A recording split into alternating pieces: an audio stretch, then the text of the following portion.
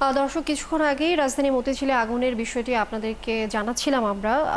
এই মুহূর্তে ফায়ার সার্ভিসের কর্মকর্তারা সেখানে ব্রিফিং করছেন। আমরা সরাসরি চলে যেতে চাই সেখানে। বৈদ্যুতিক তারের ভিতরে আগুনটা ছিল, এখান থেকে প্রচণ্ড ধোঁয়া সৃষ্টি হয়। আর এই ধোঁয়াটা আস্তে আস্তে প্রত্যেকটা ফ্লোরের যে সিঁড়ি আছে অথবা লিফটের যে বয়েড স্পেস আছে সেদিকে বের হইয়া চলে আসে, যার কারণে আগুনটা আমাদেরকে নির্বাপন করতে একটু ব্যাক হয়। এই ধোঁয়ার ভিতরে আমরা খুঁজে খুঁজে বের করি আগুনটা কোথায় অবস্থানটা।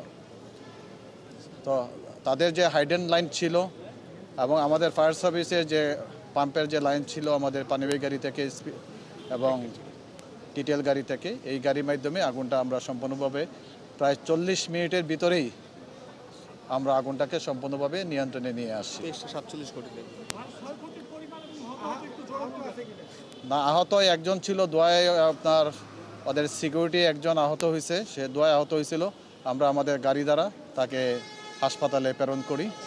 এই আগুনটা আসলে আমাদের সবচেয়ে বড় জিনিস হলো গিয়া আমরা খুব অল্প সময়ের ভিতরেই আগুনটাকে নিয়ন্ত্রণ করতে নিয়ে আসছি। তার প্রধান কারণ ছিল এখানে সিকিউরিটির ব্যবস্থা ছিল খুবই ভালো। বাংলাদেশ সেনাবাহিনী থেকে যারা সেনাবাহিনীর লোকজন আসছিল সাথে সাথে তারা সিকিউরিটি দিছে, পুলিশ ছিল, র্যাব ছিল এবং সেনা কল্যাণ সংস্থা যারা সিকিউরিটি গার্ড ছিল তারা আর বাইরে কোনো লোকজনকে ভিতরে প্রবেশ করতে দেয় নাই। সেই কারণে আমরা কোন দিকে ডেলিভারিসটা আমরা নিয়ে যাব সেই জন্য আমরা কোনো বাধাগ্রস্ত হই নাই।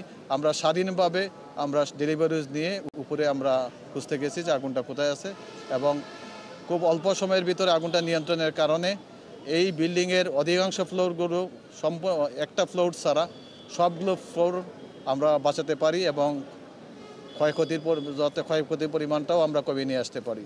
পাশে ছিল আমাদের বাংলাদেশ ব্যাংক। এই বাংলাদেশ ব্যাংকেও আগুন যদি বড় হয়ে যেত আগুন ছড়ানোর সম্ভাবনা ছিল। আশেপাশে বড় বড় বিল্ডিং ছিল, ছড়ানোর সম্ভাবনা ছিল। যথাসময়ে পদক্ষেপ নেওয়ার জন্য আমরা আর এই আগুনটা বড় হয় নাই। আপনি বলছেন যে অনেক সিকিউরিটি, এই ভবনের যে সিকিউরিটি থাকে এটা আমরা সবাই জানি, এবং এরকম একটা ভবনে আগুনের ঘটনা ঘটলো এবং বলতেছেন যে শর্ট সার্কিটের ঘটনা ঘটেছে, কি আপনারা প্রাথমিকভাবে ধারণা করছেন নাকি একেবারে কনফার্ম হয়ে বলছেন? এটা আমরা আসলে প্রত্যেকটা আগুনেই আমরা এটা প্রাথমিকভাবে বলি যে আগুনের কারণটা কি হতে পারে। যেহেতু আমরা বৈদ্যুতিক লাইনে আগুনটা পাইছি সেই কারণে আমরা বৈদ্যুতিক গোলযোগের কারণে আগুনটা লাগতে পারে, কিন্তু পরবর্তীতে আমরা আমাদের ফায়ার সার্ভিস পক্ষ থেকে একটা তদন্ত কমিটি গঠন করা হবে। এই কমিটির মাধ্যমে জানা যাবে আগুনের কারণ, ক্ষয়ক্ষতি এবং উদ্ধার সম্পর্কে। এর আগেও কিন্তু এরকম ঘটনা ঘটেছে।